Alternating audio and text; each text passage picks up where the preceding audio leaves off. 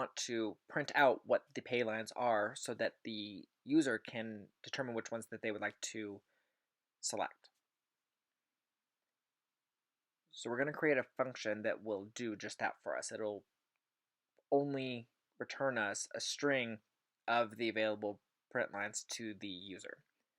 We're creating a method similar to toString where we can call it, has no parameters, but yet it will return us a string that we can then print out to the console. So I've created a little bit of pseudocode that will list out the paylines that we intend to implement. A payline is a pattern that gets created when you connect the different values that were spun on the reels. So you go from left to right, and let's just say we have 5 reels. Then that means that if we're going to create an M shape, the first reel would be looking at the bottom symbol, second one at the top, third bottom, fourth top, and then the fifth bottom again, which would make our M. So as we're doing this, we are realizing that for the input from the user, we're actually going to want a list of numbers from the user so that we can see which paylines they actually want to use. We don't really just want a number of however many. We'll get that from how many they've selected in that list. So where before we were grabbing just one number from the user, we're now going to actually grab the whole string, and we are then going to split that apart by commas and use that list, which we can then look and see which paylines were selected, and then we can have a count of the total size of the array to determine how many paylines were there to determine the cost.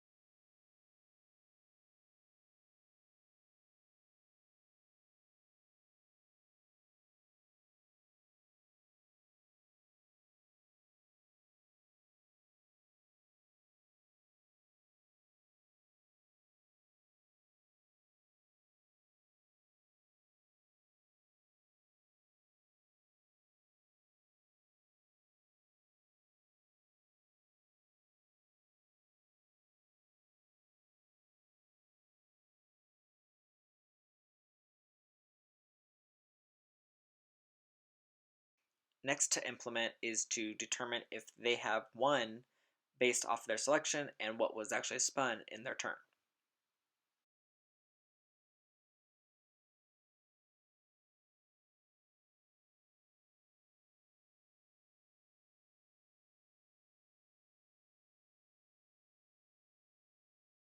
So we're going to create a method that will just check for our winners. It's not going to actually return anything as of right now.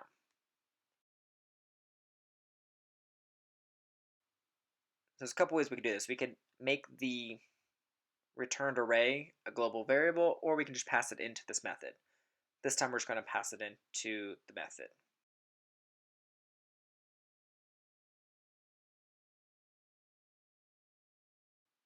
And then we also want to pass in the array of selected paylines from the user.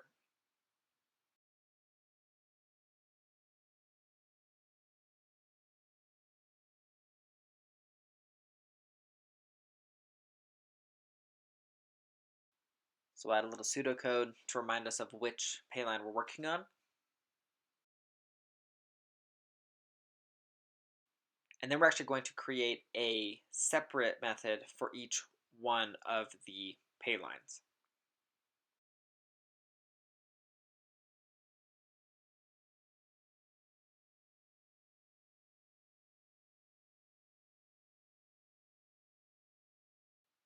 and we're going to pass in the results from the spin.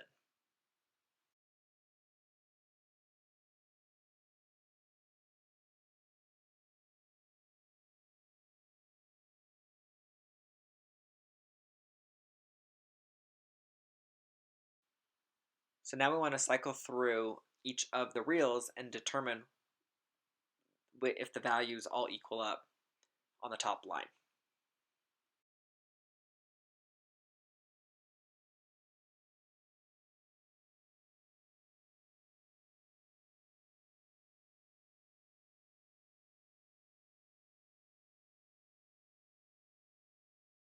We're going to compare it against the first indice, or the first reel. So we'll grab that value, and then we will cycle through the rest of the reels to make sure that they all equal the same thing as the first reel. If even one of the values does not equal the first reel's value, then we will just return false.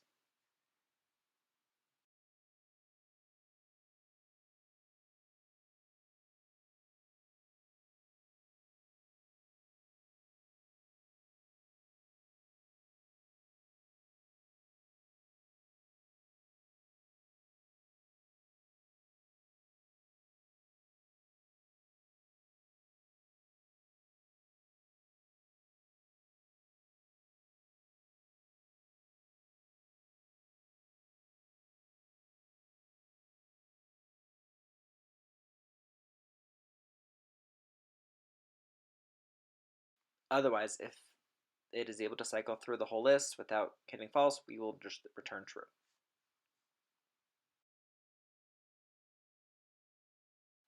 The check for winners method is responsible for determining if each payline is in the selected array from the user.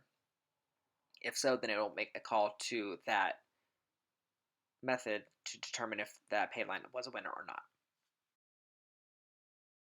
The final part to determining if a payline is a winner or not is to actually provide a reward to the player. So we'll make a global variable. We'll then be able to set that and use that throughout, which will then increment the balance of the player. So we'll add it to the constructor.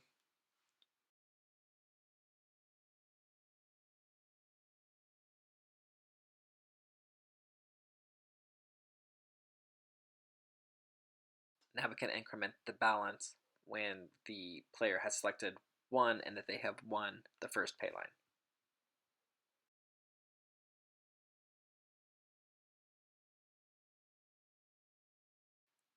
We also need to call check for winners in the spin once the spin has occurred.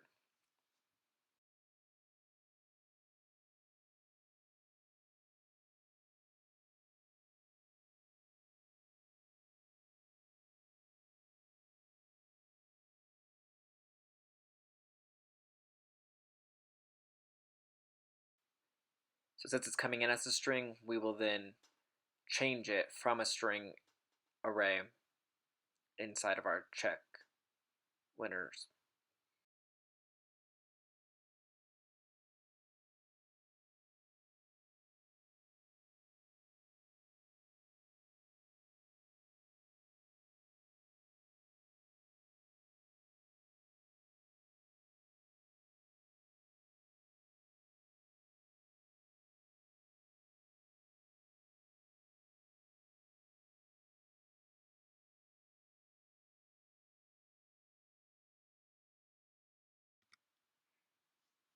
So if we run this a couple times, we can see that we have a top line winner and that we incremented the balance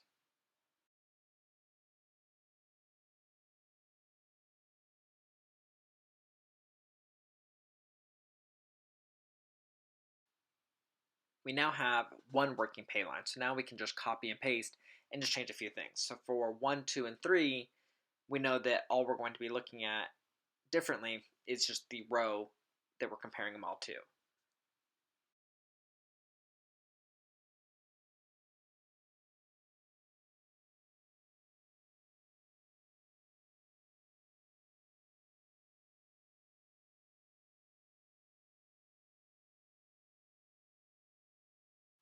So we'll just change the name up, and then instead of looking for the first row, we want to look for the middle row. This gets a little trickier because they can change the viewport. But since we have already limited the viewport to always be odd, then we know there always will be one middle row.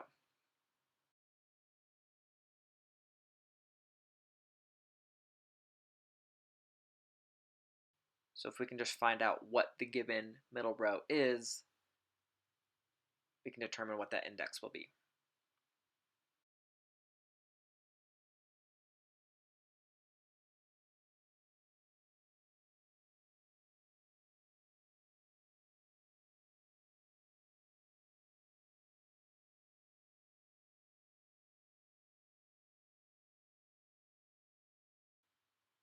So we'll get the length, and then we'll divide it by 2. Now it's an integer that the length comes back as, so we're not going to get a decimal with that, unless you divide it by a decimal, and then it can.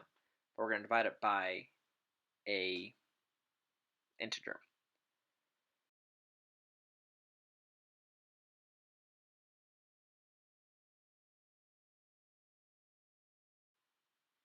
Now if you take 5 and divide it by 2, you're going to get 2 with a remainder of 1.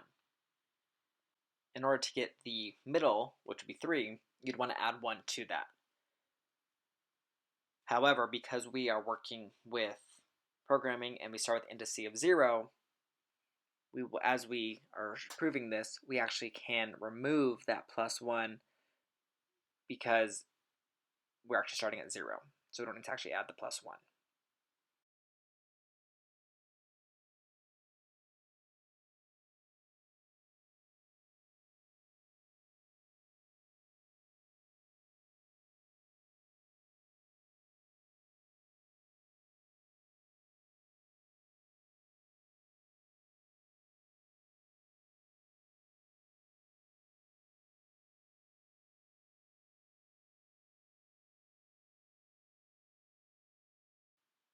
If we add 4 in there, then it will stop us. It says you need to have an odd number of lines in the view box.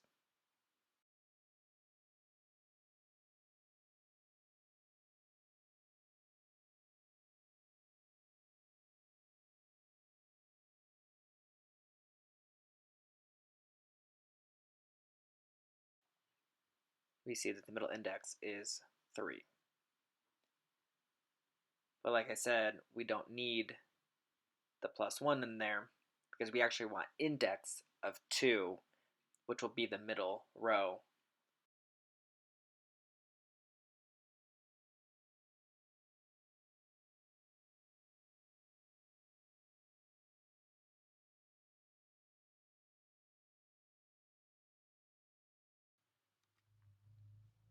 Now we can also print out the value so that we can just double check that what we think we should be getting, we're actually getting. I highly recommend test often and test everything. The thing that you don't think you need to test will often be the source of your bugs and defects.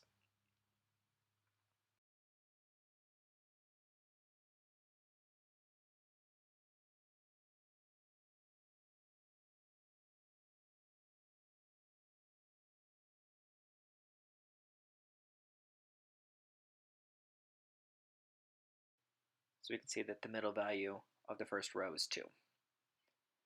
And now it looks like we have a little bit of a bug that we will have to clean up on the next part.